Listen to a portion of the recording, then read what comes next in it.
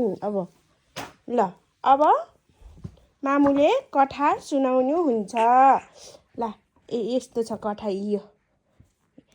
लोभी काग अरे। ल हजुरले चाहिँ एउटा समाउने हातमा अनि मामुले चाहिँ कथा सुनाउनुहुन्छ। ल ओके गुड। र मामुले चाहिँ लोभी काग भन्ने कथा सुनाउँछु है। ज्ञानी भएर सुन्ने ओके। लोभी कथा। लोभी काग। दुःखको मुख्य कारण नै लोभ हो अरे। एउटा परेवा सधैँ एक जना भलात्मी मानिसको घरको छतमा गएर बस्दथ्यो। यसरी आफ्नो घरको छतमा बस्दै आएको परेवालाई घर मालिकले देख्यो। ऊ ज्यादै दयालु थियो। उसले परेवालाई बस्नका लागि भान्सा अगाडिको रुखमा एउटा टोकरी राखिदिन आफ्नो भान्सेलाई अरायो।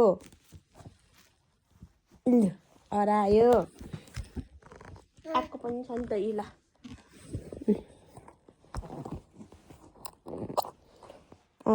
राम्रो टोकरी देखेर परेवा खुसी भयो। ऊ सधैँ बिहान चारा खोज्न जान्थ्यो। साँझपख फर्केर आउँथ्यो र त्यही टोकरीमा बस्थ्यो। यसरी लगातार धेरै समयसम्म परेवा हाँसी खुसी त्यही बस्दै रह्यो। यसरी बस्दै रह्यो कि यहाँ हेर्नु न यी चित्रमा यस्तो देखाएको छ नि त। ल हेर्नु यसरी हेर्नु।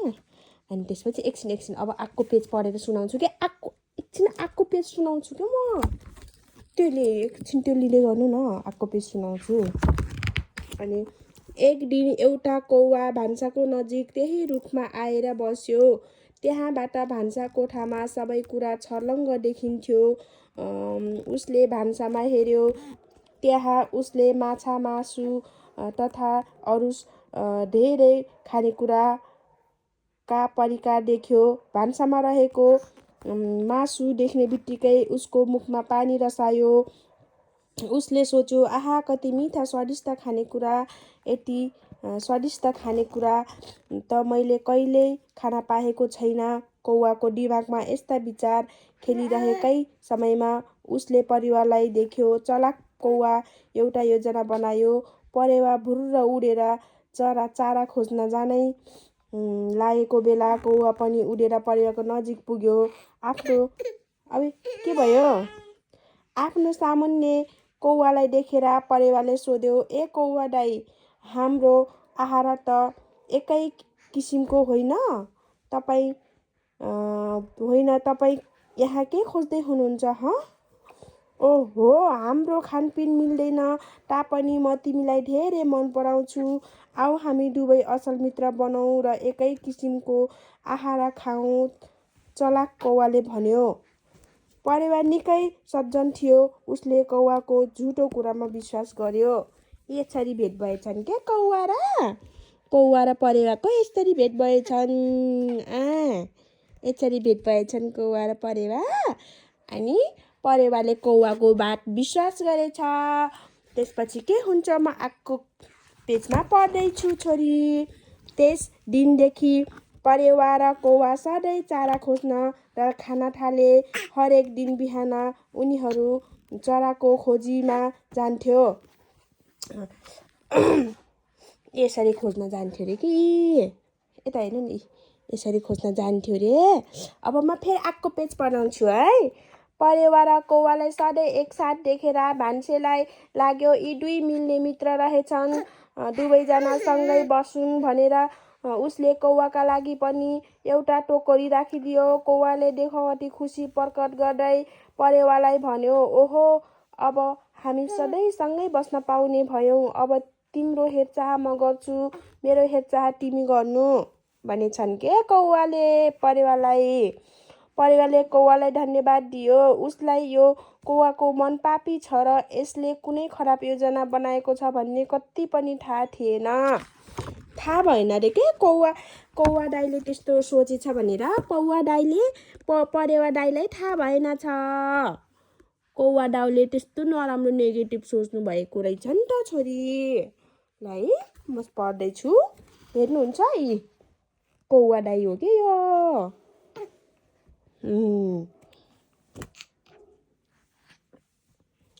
ल यहाँ कौवा दाइ यहाँ बसिरहेछ परेवा दाइ यहाँ उडिरहेछ यहाँ उडिरहेछ यी भिडियोमा नि देखाउनु पर्यो नि छोरी है। अब एक दिन बिहान भान्सेले ताजा माछा र मासुलाई ल्याई भान्सामा राख्यो। जब लोभी कौवाले माछा मासु देख्यो तब उसको मुख रसायो। उसले त्यस दिन बिरामी भएको बहाना गर्दै गुटमा नै बस्ने विचार गर्यो। परेवाले कागलाई पनि सँगै चारा खोज्न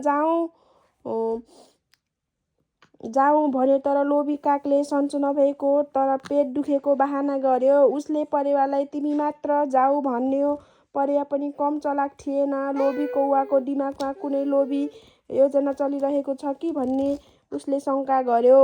हेर काग दाइ, मानिसको खाना तिम्रो लागि होइन, त्यसमा लोभ नगर। आऊ हामी हाम्रो खाना आफै खोजौँ। यदि भान्सामा राखेको मानिसको खानेकुरा खान खोज्यौ भने तिमी ठुलो सङ्कटमा पर्नेछौ र पछुताउनेछौ।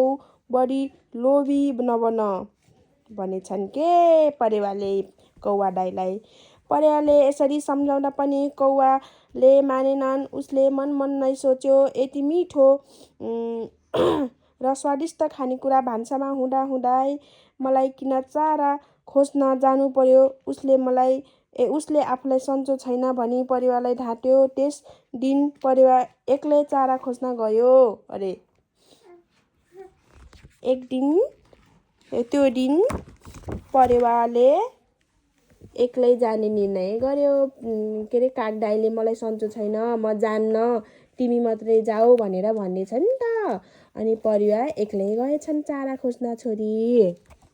अनि त्यसपछि जब भान्साबाट बाहिर निस्क्यो तब लोभी कौवा बिस्तारै झ्यालबाट भित्र पस्यो अनि भाँडोमा राखेको मासु खाइदियो। कौवाको पेट भरिसकेको थियो तापनि लोभी कौवाको मन अघाएन। उसले एउटा ठुलो माछा ठुटोले टोकी गुडमा लैजान कोसिस गर्दै थियो। ठिक त्यसै समयमा भान्से फर्केर आयो। उसले उड्नै लागेको कौवालाई च्याप्प समात्यो। ए लोभी कौवा, मैले त माथि दया गरेर गुड बनाइदिए, तर तैँले भने भान्साको खाना चोरेर खाइस् भनेर भनेछन्। अनि के यही उद्देश्यले त यहाँ बस्न आएको थिइस् अरे। भान्से खुब रिसायो। उसले कौवाका सबै प्वाक कैचीले काटिदियो अनि उसकै गुडमा लगेर फ्यालिदियो अरे। अनि साँझतिर एकछिन अर्को लिँदै गर्नु न, म यति पढेर सुनाउँछु अनि दिन्छु कि। साँझतिर परेवा गुडमा फर्क्यो। उसले च्वा च्वा चुचु गर्दै छटपटाइरहेको प्वाख नभएको कौवालाई देख्यो। परेवाले कौवाको यस्तो अवस्था हुनुको कारण तुरुन्तै थाहा पायो। लोभी कौवालाई सम्झाउँदै उसले भन्यो, हेर काग दाइ, मैले तिमीलाई सम्झाएको थिएँ, तर लोभी कारण तिमी अन्ध भयौ। यही लोभकै कारण तिम्रो यस्तो अवस्था भयो। यति भनी परेवा भुर्र उडेर अर्कै ठाउँमा बस्न गयो। सबै प्वाख काटिएको काग उड्न नसकेकी त्यही गुडमा छटपटाइरह्यो अरे। काग दाजै र परेवा दाजेको कथा। को लोभी रहेछ त भन्दाखेरि काग दाजे लोभी रहेछ नि। बाई बाई, गुड नाइट गरिदिनु भिडियोमा। गुड नाइट छोरी भन्नु न। गुड नाइट गाइजहरू भन्नु। गुड नाइट गाइजहरू भन्नु छिटो।